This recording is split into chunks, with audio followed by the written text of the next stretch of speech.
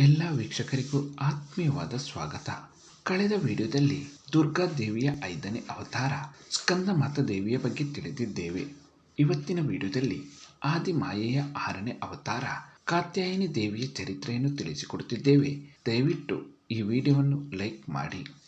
ಶುಂಭ ನಿಶುಂಭಾದಿ ರಾಕ್ಷಸರು ದೇವಲೋಕದ ಮೇಲೆ ದಾಳಿ ಮಾಡಿ ತ್ರಿಲೋಕಗಳನ್ನು ತಮ್ಮ ವಶಕ್ಕೆ ಪಡೆದುಕೊಂಡು ಋಷಿ ಮುನಿಗಳ ಯಜ್ಞ ಯಾಗಾದಿಗಳನ್ನು ಭಂಗಪಡಿಸುತ್ತಿದ್ದ ಸಂದರ್ಭ ಕಾತ್ಯಾಯನ್ ಎನ್ನುವ ಮಹರ್ಷಿಗಳು ದೇವಿ ಆದಿಶಕ್ತಿಯನ್ನು ತಪಸ್ಸಿನ ಮೂಲಕ ಒಲಿಸಿಕೊಂಡು ತನ್ನ ಮಗಳಾಗಿ ಹುಟ್ಟಿ ಬರುವಂತೆ ಕೇಳಿಕೊಳ್ಳುತ್ತಾರೆ. ಮಹರ್ಷಿಗಳ ಕೋರಿಕೆಯ ಮೇರೆಗೆ ಕಾತ್ಯಾಯನ್ ಮಹರ್ಷಿಗಳ ಆಶ್ರಮದಲ್ಲಿ ಮಗಳಾಗಿ ಆದಿಮಾಯೆ ಜನಿಸುತ್ತಾರೆ. ಕಾತ್ಯಾಯನ್ ಮಹರ್ಷಿಗಳ ಆಶ್ರಮದಲ್ಲಿ ಮಗಳಾಗಿ ಜನಿಸಿದ ಕಾರಣದಿಂದ ಆಕೆಗೆ ಕಾತ್ಯಾಯಿನಿ ಎನ್ನುವ ಹೆಸರಿನಿಂದ ಕರೆಯಲಾಗುತ್ತದೆ.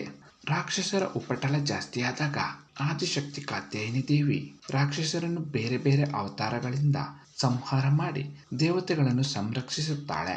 ಕಾತ್ಯಾಯಿನಿ ದೇವಿ ಗುರುಗ್ರಹಕ್ಕೆ ಸಂಬಂಧಿಸಿದ ದೇವತೆಯಾಗಿರುವುದರಿಂದ ಆಕೆಯನ್ನು ಭಕ್ತಿಯಿಂದ ಪೂಜಿಸುವುದರಿಂದ ಗುರುಬಲ ಉತ್ತಮಗೊಳಿಸಿ ಜೀವನದಲ್ಲಿ ಸಮೃದ್ಧಿ ಹಾಗೂ ಯಶಸ್ಸು ಸಾಧಿಸಲು ಸಹಕರಿಸುತ್ತಾಳೆ.